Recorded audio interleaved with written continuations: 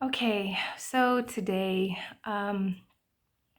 doing some painting in the house and listening to some Christian music and hearing sermons in my head. Um, I'm inspired to speak on this song I'm listening to now, which says, I'm not who I used to be, I've been redeemed, right? Um, and it says, You've set me free. And that in this song, what is pointing, the direction it's pointing to for me right now is the idea, and I'm going to touch on this idea, that we are born in sin or born into sin. This idea has been perpetuated for many reasons. We are born into a sinful world, in a sense. And that's not true either, but all of this is only symbolism and labels. In other words, these are all judgments, okay? But in order to use language this way, just be very flexible when you're listening to my words, okay? We are born into a sinful world. That in and of itself is not true. However, we're born into a world that was not created by God, okay?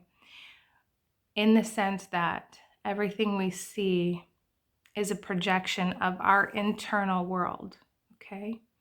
So the world that you see out of the human eyes is not a world that God created. It is a world that you are in judgment of, that you are labeling, that you are perceiving, if you are not in your Christed self, in your Christed state.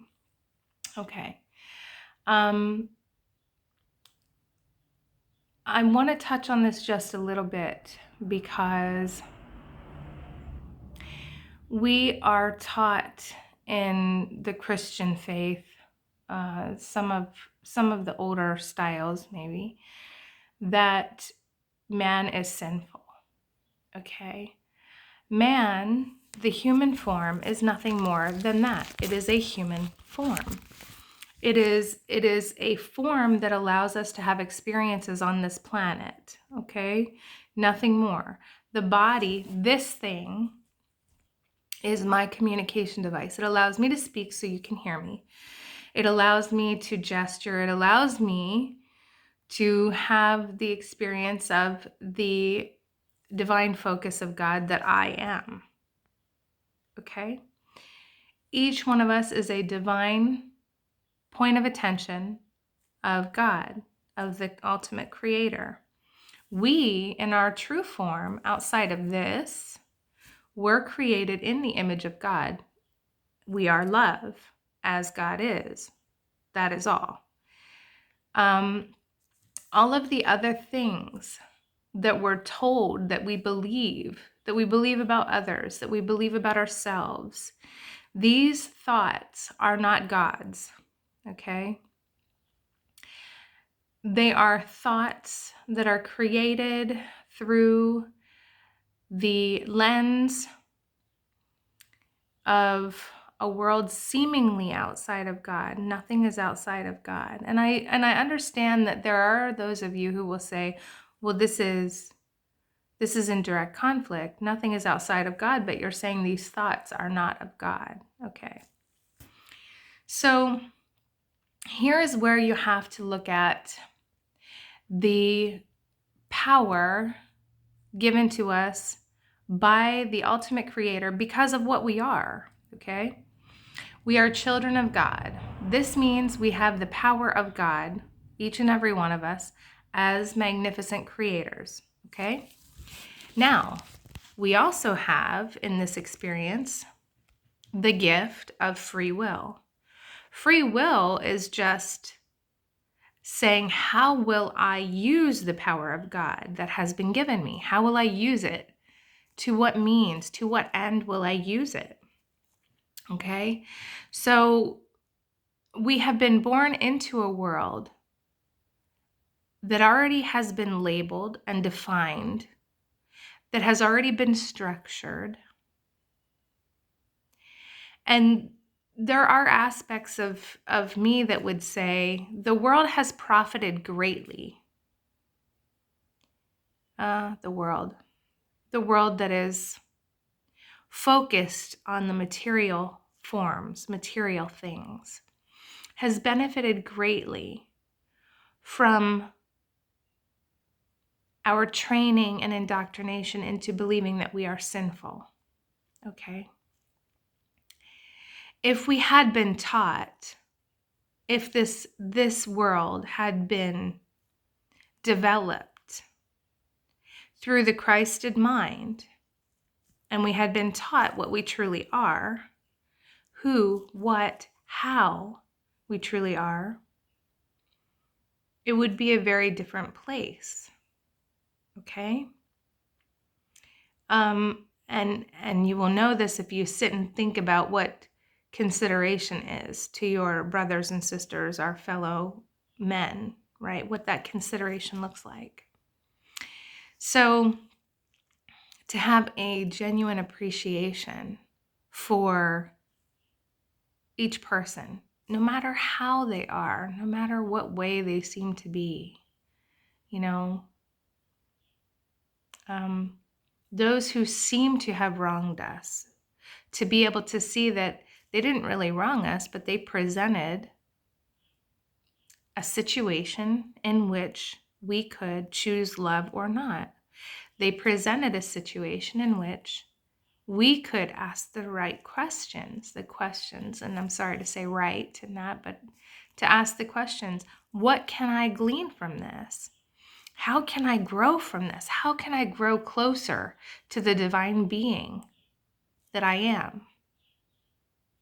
How can I use this to more fully realize my divinity? Okay. You know, I speak these words and I will say there are still places where if I say we are divine, that there are those who would call me a heretic, that there are those who would think I'm being blasphemous or self-aggrandizing or, you know, something to that effect. And I can tell you when I listen even to these Christian songs, and I know the way that they mean them, because it's I love the music, but it's still full of dogma, okay? But there is an underlying truth that even though it's not their intended meaning, it's still there, right? It says, one of the songs was saying about, you were in the beginning, you were with God in the beginning. Who's the you they're talking about in that song? You were with God in the beginning. Who is that? Well, I think they're pointing to Jesus, okay, or Christ. And then you have to ask yourself, who is Christ? Well, Christ is you, and Christ is me. And there again, someone would say that's blasphemy, but it isn't. And Jesus taught that. Jesus, the man who allowed the Christ to live fully through the man form, and again, we're just talking about a form, okay? His Christ itself was as fully functioning in that form as any have been. So there's the difference between Jesus and us, okay? The difference is that Jesus, the man, became fully realized as the Christ itself, as his Christ itself on this plane, and was able to perform miracles, okay?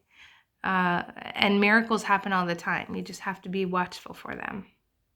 And again, you will find what you seek. So if you're wanting to find miracles, you're going to find them, okay? And they can be subtle and they can be not so subtle. Okay, so I'm going to pause right here to gather my thoughts. I guess I will end this message by saying that it is encouraging. We can rejoice that the truth about who we are is being more widely accepted. that I can say, you are a child of God, you are divine. In your true form, you are divine. When you sit in stillness,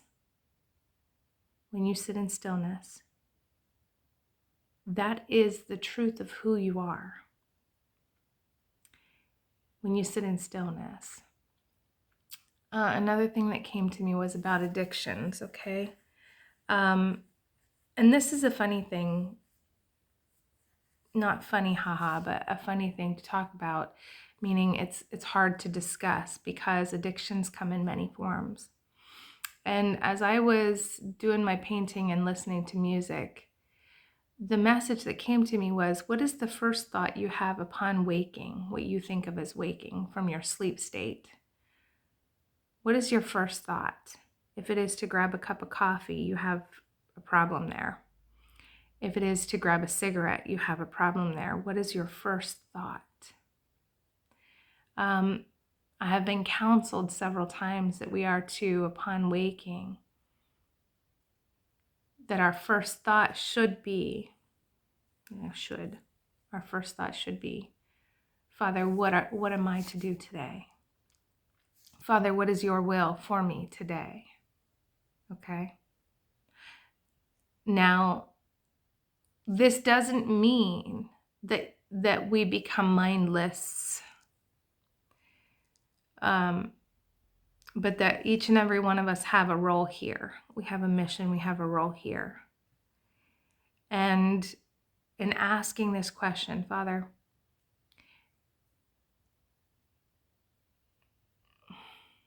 where should I go? What should I do? What shall I say unto whom? And that kind of comes from A Course in Miracles. But this is, how do I fully live and embody my purpose here?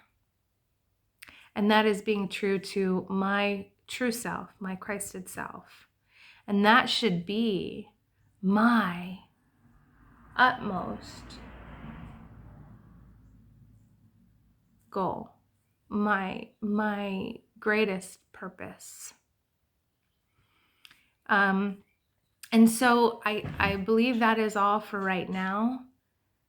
I hope that this message finds you well. I hope you're all doing well. It is a beautiful day outside. The sun is shining. Enjoy the sunlight. Enjoy the light. Be in the light. In peace and love, may you be blessed.